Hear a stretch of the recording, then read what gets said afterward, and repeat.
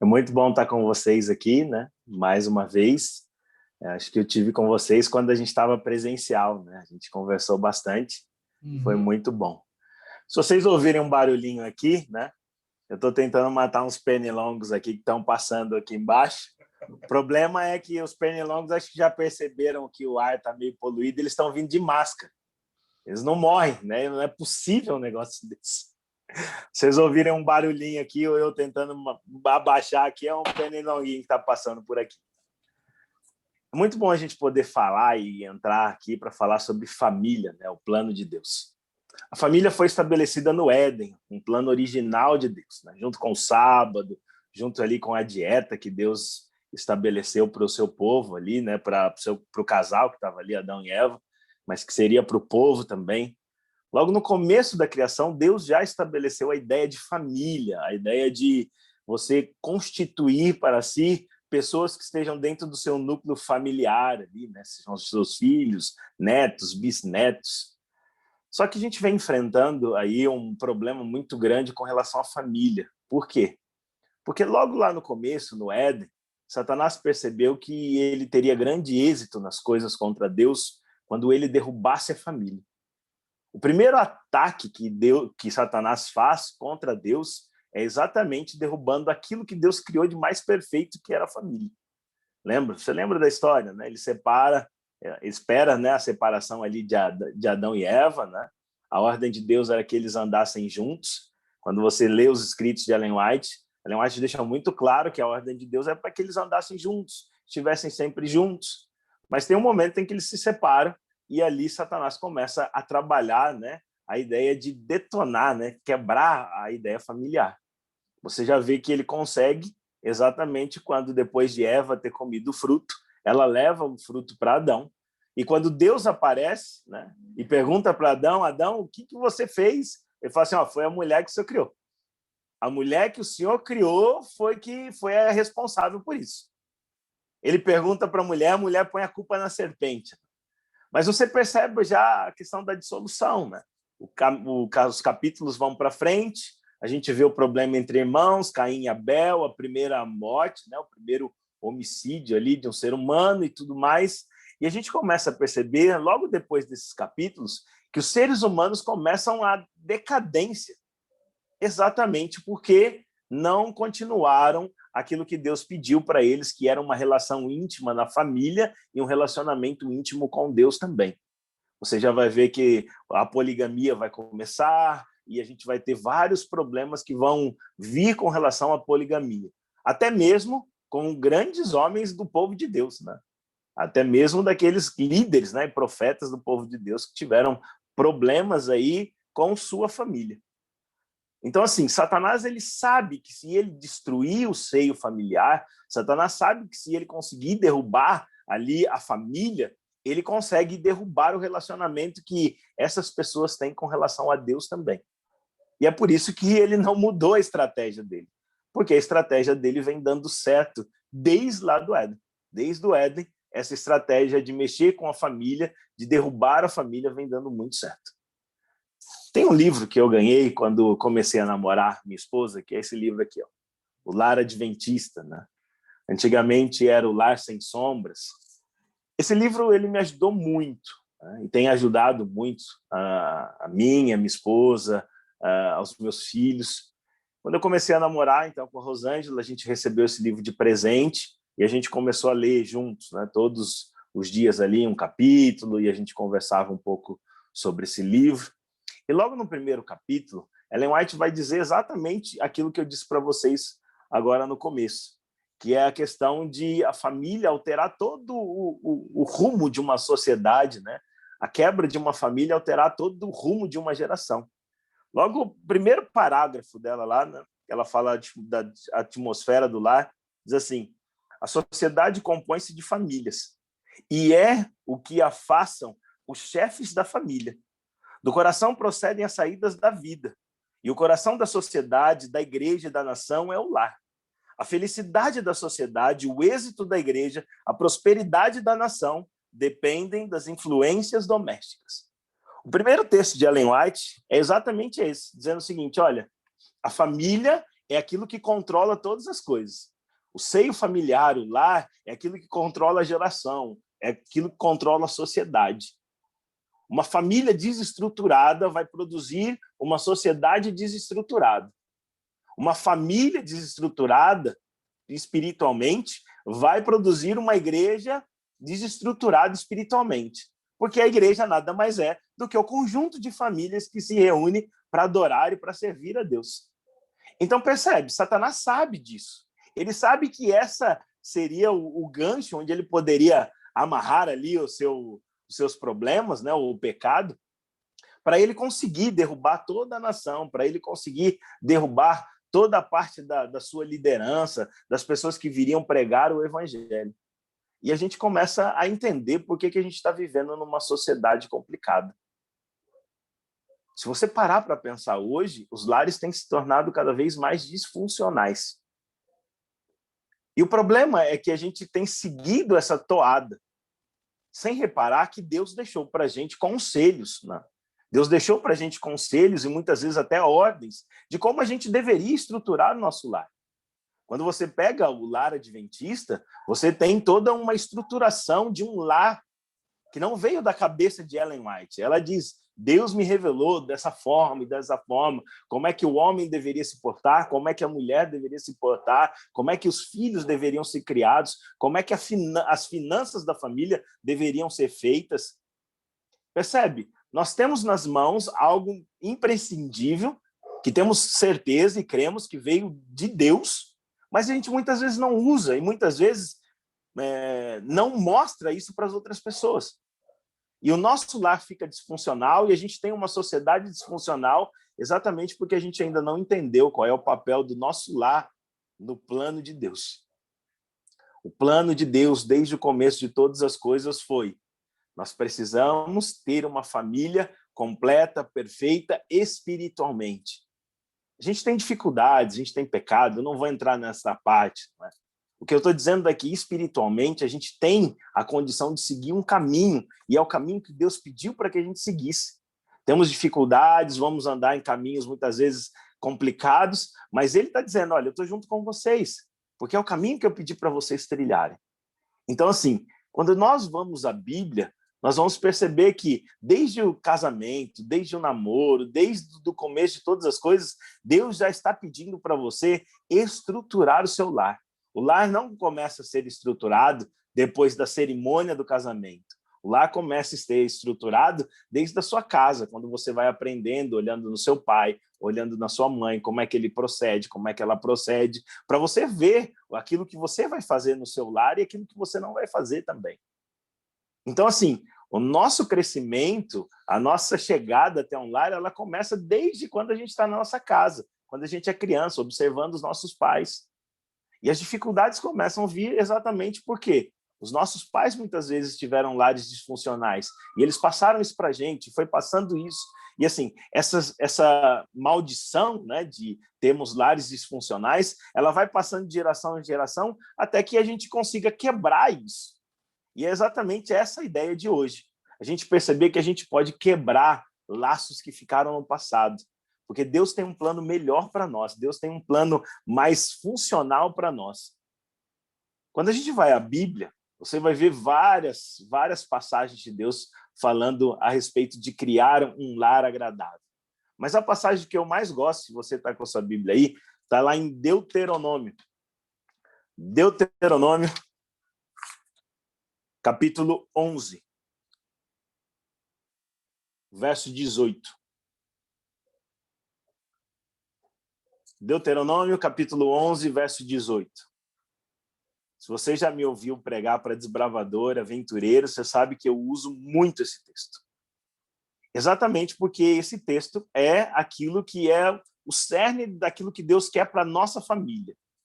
E ele começa dizendo assim: onde, pois, essas minhas palavras no vosso coração e na vossa alma, atai-as por sinal na vossa mão, para que estejam por frontal entre os olhos, ensinando aos vossos filhos, falando dela sentada em vossa casa, andando pelo caminho, deitando-vos e levantando-vos.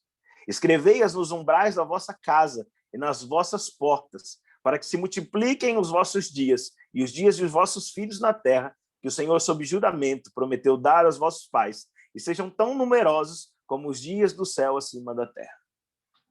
O contexto aqui é Moisés está recebendo ali das mãos de Deus as leis que deveriam reger o povo, e depois que ele termina de dar essas leis, né, de obediência, as bênçãos que viriam pela obediência e as maldições que viriam também pela desobediência, ele chama o povo a dizer assim, olha, preste atenção em tudo aquilo que eu falei para vocês, porque é isso que vai basear o lar de vocês. E o que vai ser a base do lar de vocês? A palavra de Deus. Como é que eu tenho que colocar isso na minha casa? Ele coloca em todos os momentos. Parou para ver aí no texto? O texto diz assim, você vai ensinar para os seus filhos, você vai ensinar dentro da sua casa, andando pelo caminho, quando você se levanta, quando você deita, quando você senta para se alimentar, em todos os momentos da sua vida, é tempo de você falar de Deus para sua família. Não só falar, mas como viver o relacionamento com Deus. Que eu tinha dito que é o spoiler, né, que a gente estava conversando antes. Deus colocou, quando você vai ler ali o lar adventista, ele colocou o homem como sumo sacerdote do lar. Como o Fernando estava explicando aí no começo de tudo, vocês percebem que quando o homem toma a frente, a família vem junto. Era o que ele estava explicando com base naquela questão de batismos, né? Quando uma criança é batizada, ela consegue trazer alguns junto com ela. Quando a mulher é batizada, ela consegue trazer alguns com ela. Mas quando o homem é batizado, quando ele toma a frente, ele consegue trazer muitos com ele. Então, assim, Deus, quando você lê o livro O Lar Adventista, ele coloca sobre o homem essa questão. Não é uma questão de ser machista, feminista, tal, porque quando você lê o Lar Adventista, ele diz assim, Deus deu função diferente para o homem e para a mulher. Ele não colocou ninguém acima do outro. Ele colocou trabalhos diferentes para que a gente consiga manter a nossa família para ir até o céu. Quando ele vai dizer do trabalho da mulher, ele vai dizer algo fantástico, diz assim, ó, nem para os anjos Deus entregou aquilo que ele entregou para a mulher, que é ensinar os filhos, que é mostrar o amor de Deus para os filhos, que é encaminhar os filhos para o reino dos céus. O homem também tem essa função? Também tem, mas Deus colocou sobre a mulher essa função e colocou ao homem ao ser o espelho de Deus para sua família. Percebe que Deus vai trabalhando num todo, num contexto todo. Ele não quer divisão. E ela vai dizer isso no lar adventista, que nenhum ache que tenha que ser superior ao outro, que nenhum ache que a sua tarefa é menor do que a do outro, porque elas são tarefas que se completam. E é isso que a gente precisava entender. A gente tem que trabalhar um completando o outro, e não um contra o outro, e não um querendo ser maior que o outro. O reino de Deus está estabelecido dentro da casa quando a gente consegue trabalhar junto, quando a gente consegue criar os nossos filhos com o mesmo pensamento juntos. É difícil quando dentro da mesma casa a gente tem pensamentos diferentes criando os mesmos filhos. Os filhos ficam muitas vezes perdidos. Eu tenho amigos que foram criados dessa forma, né? Às vezes o pai é da igreja, a mãe não é, entendeu? A mãe é e o pai não é. Pensamentos diferentes, criando os filhos de formas diferentes, e você percebe como isso, muitas vezes, moldou o caráter dos filhos. Mas quando você vai na Bíblia, a Bíblia já fala isso sobre julgo desigual. A Bíblia já vem mostrando muitas coisas que a gente entra, mas já deveria saber que vai dar problema, vai ser complicado. Quando Deus fala assim, olha, a família que deveria ser a família que caminha para o reino dos céus, é a família que faz isso, faz isso, faz isso, faz isso, faz isso. Deus está mostrando um caminho mais simples. Ele está mostrando um caminho onde a gente vai conseguir trabalhar junto. Quando a gente vai para Eclesiastes, Eclesiastes fala bastante disso. Salomão dizendo, olha, é melhor serem dois do que um, porque a corda de três, né, dobras. Voltou. A corda de três dobras, ela não se quebra com facilidade. Então Deus está dizendo assim, olha, se vocês se unirem e trabalharem juntos, comigo, não tem como a coisa dar errada, não tem como se perder. E é isso que a gente precisava entender. A nossa família só vai dar certo quando eu, como pai, ou eu, como esposo, perceber que a minha família tem que andar em direção ao céu. Quando a minha esposa perceber que ela, como mãe e esposa, também tem que fazer a família caminhar na direção do céu. Entende? É isso que a gente vai mostrar para os nossos filhos. Porque um dia o meu filho vai ser pai de família também, ele vai ser esposo. E ele vai reproduzir tudo aquilo que ele aprendeu. Então, é isso que Deus colocou para a gente. Ei, vocês têm que moldar o caráter dos filhos de vocês, porque eles vão formar a próxima geração. Quando a gente lê o Lar Adventista, Ellen White vai ser muito clara em muitas coisas. A gente teve um problema com esse livro o ano passado, num curso de noivos, né? Uma menina viu algumas coisas ali e ela não concorda porque está fora das ideologias que ela tem, e ela saiu falando contra o livro, contra os pensamentos da irmã White e tal. E assim, eu sei que a geração muda, eu sei que os pensamentos mudam, mas quando a gente olha o mandato de Deus, o pedido de Deus, é Deus dizendo assim, olha, esse caminho é o caminho mais fácil. Ele deixou isso para a gente. Ele deixou isso para a gente. Não para que o homem seja maior, para que a mulher seja maior, não para que haja discórdia dentro de casa, pelo contrário, para que a gente trabalhe junto, para que isso produza nos nossos filhos, no nosso lar, um ambiente que seja um ambiente celestial. E esse é o ponto principal do livro. Quando Ellen White vai escrever o Lar Adventista, o ponto principal é exatamente esse, que o seu lar seja um pedaço do reino dos céus. Que as pessoas vejam isso, que os seus filhos vejam em você isso. A dificuldade está bem aí também.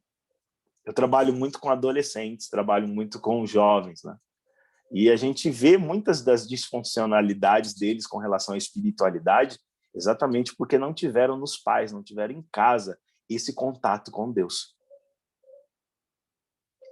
Eles não tiveram em casa, não tinha culto, não tinha relacionamento. Os pais não ensinaram ele como é que era. E eles acabaram perdendo tempo. E o mundo acabou sendo muito mais atraente porque eles não têm a base que deveriam ter tido. E isso é muito complicado. Por isso que, assim, o Luiz está aí, a Aline também, outros jovens que estão começando a se relacionar agora, o ponto principal é colocar Deus no relacionamento. Pode parecer muito banal o que eu estou dizendo aqui. Você pode olhar e dizer assim, eu já ouvi isso muitas vezes, mas por que a gente não está conseguindo colocar isso em prática? Por que a gente está vendo um monte de casal tendo problemas e dificuldades? Muitos casamentos à beira do colapso, muitos lares à beira do colapso. Os filhos, assim que adquirem a independência, né, dos pais, abandonando a igreja, saindo fora da igreja, perdendo o relacionamento, exatamente porque essa base não foi mantida. Eu gosto muito de falar dos antepassados, né? Porque eles tinham algo muito mais do que nós. Você olhava no tempo da minha avó dizia assim, a gente conversava muito mais. No meu tempo tinha muito mais conversa. Porque não tinha telefone, não tinha celular, não tinha televisão direito. Não é? Quando os filhos estavam na casa ali, eram eles os pais, sentavam ali para contar a história, contar como foi o dia. Tinha um relacionamento muito mais próximo do que tem hoje. E parece algo muito até um paradoxo, né? Hoje em dia a gente tem o WhatsApp, a gente tem formas de se relacionar muito mais rápido, mas parece que o relacionamento é menor do que anteriormente. Eu tinha uma tia, ela falecida já, ela morava ali na cidade de São João del Rei. Ela comprou um terreno grande e o que ela fez? Ela loteou esse terreno para os filhos. Os filhos moravam todos no entorno. E era bonito, porque assim, a tardezinha ali perto do pôr do sol, quando todo mundo estava voltando do trabalho, eles iam para a casa da mãe para orar juntos. Minha tia não era adventista, ela era católica, mas tinha o momento da oração deles. E era interessante ver todos os filhos chegando naquele mesmo horário ali para orarem juntos. E quando eles não estavam lá, eles ligavam para participar da oração pelo telefone. E era a coisa mais linda de ver, porque eles faziam isso todos os dias. Todos os dias. Eles tinham esse momento marcado em família, para estarem juntos, para orarem juntos. Isso me marcou muito quando a gente ia lá visitar. Porque era uma família muito próxima, eram irmãos muito grudados. E ela mostrava para os filhos, desde então, o pensamento que ela tinha a respeito de Deus, mas ela não permitia que os filhos dela passassem um dia sem orar a Deus, sem estarem juntos em oração. E eu percebo que a gente tem dificuldade para isso. Há um tempo atrás, numa das igrejas onde eu pastoreei, eu fiz um levantamento de espiritualidade da igreja. E eu descobri que somente 3% da igreja fazia o culto familiar. 3% da igreja. E aí a gente começa a perceber quais são as dificuldades. Porque se você não tem tempo para fazer o culto para Deus em família, isso está dizendo muito daquilo que vai acontecer com seus filhos depois, porque não estão tendo tempo de pararem um pouquinho para entender o propósito de Deus para eles. Eles não estão parando para colocar Deus na vida deles. Leiam Lar Adventista. Se você já leu, releia. Eu acho que valia a pena você ler todos os anos o livro. Porque esse livro vai mostrar para a gente muitas coisas que a gente está fazendo errado. Muitas coisas que a gente está fazendo de maneira equivocada. Mas está lá, é só ler. É só parar para pensar, prestar um pouquinho de atenção naquilo que eu preciso mudar. Na mudança que tem que vir na minha vida. Por quê? Isso vai depender da minha salvação, a salvação dos meus filhos. Isso vai depender da salvação da sua família. É interessante que Ellen White coloca que muitas famílias vão perceber, né, logo quando Jesus voltar, que elas não vão estar completas no céu. E eu acho que essa é a maior dificuldade como pai, como filho, de parar para pensar um pouquinho que talvez o meu filho não esteja no céu junto comigo. De que talvez, sei lá, o meu pai, a minha mãe não estejam no céu junto comigo. Exatamente porque eu não cumpri o papel que Deus pediu para que eu cumprisse desde o princípio de todas as coisas. Percebe? Esse é o plano dele. É você ser um instrumento. É você trabalhar a sua família. Quando a gente fala de missão, muita gente diz, missão é ir lá para a África para pregar, né? Eu tenho um sonho de ser missionário e ir para fora. Não, a missão primeiro está dentro de você. É o trabalho que Deus tem que fazer em você. Depois dentro da sua família. Depois você vai fazer na igreja. E é só aí que você vai sair para o mundo. Esse é o caminho da missão. É você, a sua família, a igreja, e aí sair para o mundo, para o seu bairro. Jesus falou isso para os discípulos lá. Né? Primeiro vocês vão ficar em Jerusalém, depois em Samaria, depois na Judéia e depois para os confins do mundo. Há um trabalho a ser feito aqui primeiro comigo, depois dentro do meu lar. Ellen White deixa um capítulo inteiro do Lar Adventista para falar dos privilégios, né? Ou da bênção, que é ter um lar que a glória de Deus é refletida nele. Assim, os vizinhos veem isso. As pessoas veem isso, que têm contato com você. As pessoas veem no seu lar algo diferente que elas não têm, elas querem saber o que é. A salvação, o plano de Deus para as nossas famílias, para o nosso lar é isso. É colocar ele em primeiro lugar. Ele em primeiro plano. Se a gente conseguir fazer isso, a gente vai estar contribuindo em muito para a nossa caminhada para o reino celestial. Não é simples, não é fácil, mas é a única forma. Sem Deus, nada podeis fazer. É o que a Bíblia diz. A gente pode tentar fazer um casamento feliz, mas se Deus não estiver no meio, na primeira dificuldade, a gente não tem esperança, a gente não tem princípios a seguir.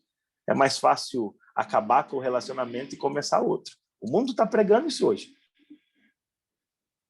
Quando alguns casais vêm conversar com a gente, com a pastoral, elas não vêm mais resolver problemas. A mensagem que tem é assim, pastor, eu vou me separar. Já tomei a decisão de me divorciar. É assim, porque acham que a separação vai resolver todos os problemas. E Deus está dizendo, não, não é assim. A resolução dos problemas é colocar eu no controle da sua casa. É isso que resolve problemas. O Fernando, ele cuida disso, já ouviu já muito isso. Vocês devem já ter ouvido de amigos, né? Devem conhecer amigos que se separaram. Muitas vezes isso acontece dentro da igreja. E a gente começa a pensar, puxa, o que deu errado? Colocar Deus em primeiro lugar da nossa vida. Esse é o plano dele. É permitir que ele controle a nossa vida, que ele esteja no comando da nossa vida. É assim que a gente vai conseguir estabelecer o nosso casamento, estabelecer a nossa família. É assim que a gente vai conseguir encaminhá-los até as mansões celestiais. Não vai ser fácil, mas é isso que ele pediu para nós. Todos os dias, acordando, levantando, pelo caminho. Nosso propósito com Deus não termina nunca. Eu lembro uma vez que minha mãe falou, logo que meu irmão se casou, falou, aqui termina agora a minha responsabilidade com ele. Eu rio hoje porque a responsabilidade nunca terminou. Nunca terminou. Pelo contrário, até hoje, todas as dificuldades que ele tem, ela está lá, amparando. Não tem momento de parada. A sua responsabilidade de levar o seu filho até a Canaã celestial é independente da idade que ele tem, independente de ele estar longe de você. Não termina nunca. Por quê? Porque Deus me colocou como responsável. Deus te colocou como responsável. Os pais são responsáveis, as mães são responsáveis a fazer um lar onde Cristo habita. Quando você vai ler o Lar Adventista, ele vai dizer que até a limpeza da sua casa influencia, até a limpeza da sua casa influencia no relacionamento que você está tendo com Deus. Ela diz assim, os anjos não se agradam de uma casa bagunçada, suja, de uma casa desordenada. Olha, os mínimos detalhes Deus está colocando para a gente ali. O livro é muito grande, eu não vou conseguir passar para vocês todas as ideias do livro, mas seria bom que, mais uma vez, vocês pegassem o livro para ler novamente. Professor, eu já li o ano passado, lê de novo. Você vai conseguir extrair coisas diferentes, coisas que vocês estão precisando ali. É um livro que vai ajudar vocês. Tem um outro livro que eu gostaria de recomendar para vocês. Esse livro eu dou para todo casal, né, que vai se casar. Né? É um livro que vem falando sobre os casamentos, né, o homem e a mulher, que fala assim, as mulheres elas querem amor e o homem respeito, né? O nome do livro é isso, Amor e Respeito.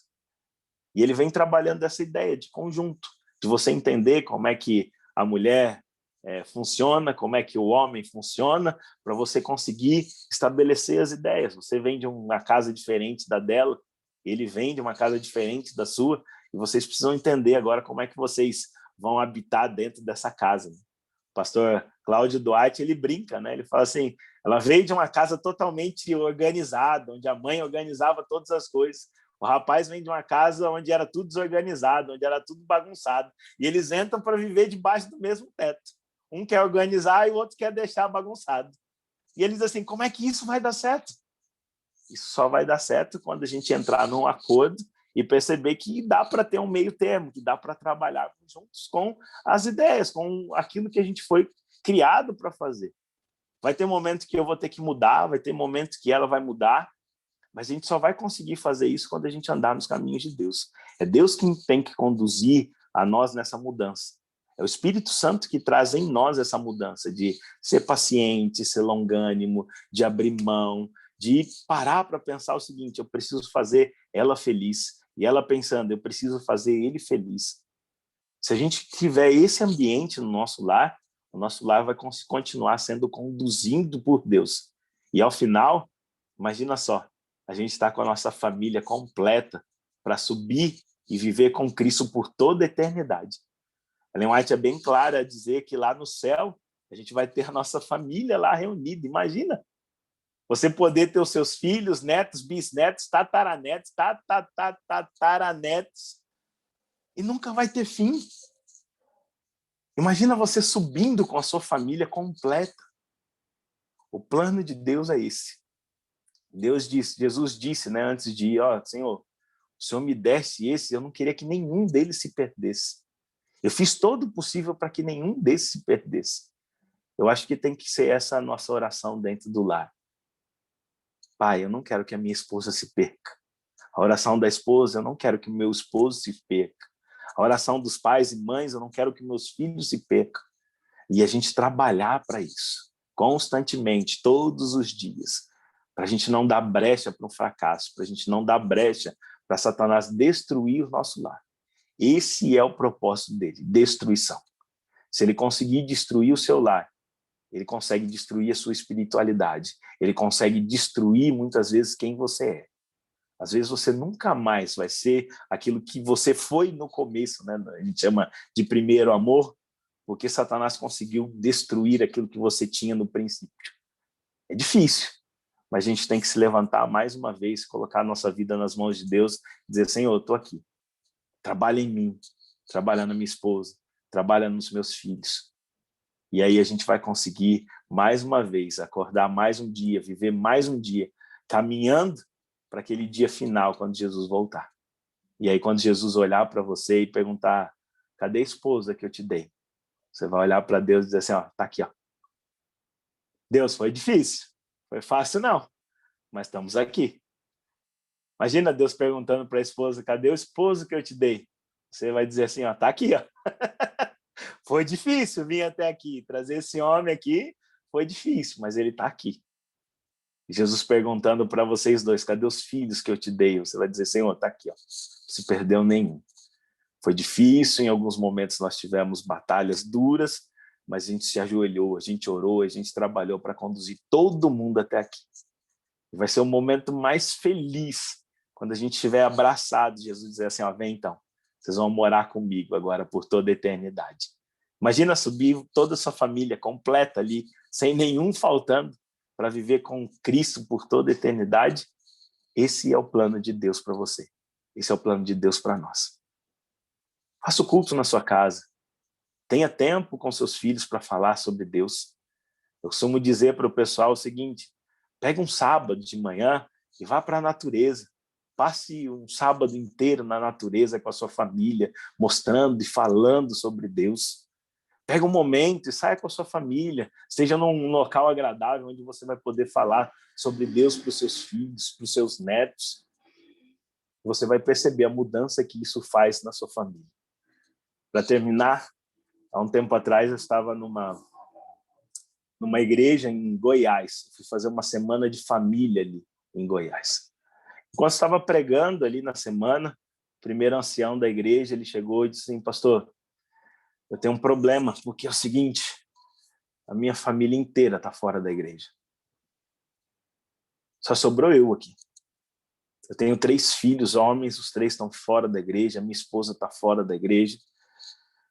A gente está vivendo debaixo do mesmo teto, mas a gente não é mais marido e mulher, ela dorme no quarto, eu durmo no outro quarto, e ela vai para as festas, e ela sai, ela bebe, ela traz as amigas, e eu não sei mais o que eu faço, pastor.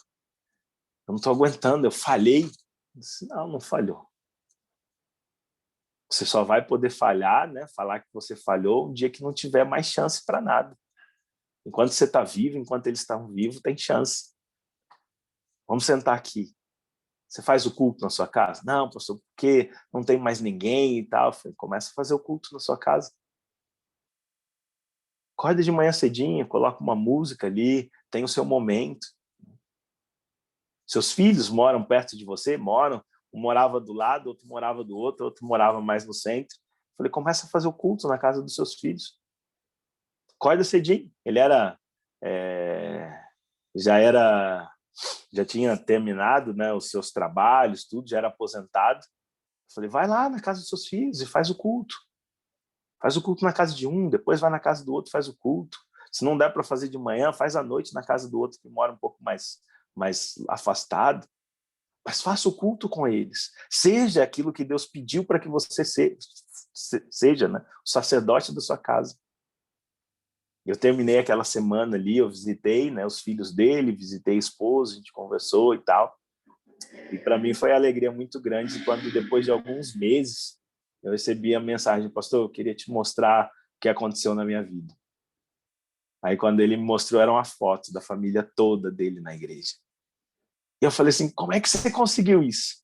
Ele falou, pastor, eu fiz aquilo que você falou para fazer. Eu comecei a fazer o culto na casa dos meus filhos e os meus netos começaram a vir comigo na igreja. Nós montamos um coral aqui das crianças e os meus netos cantavam nesse coral.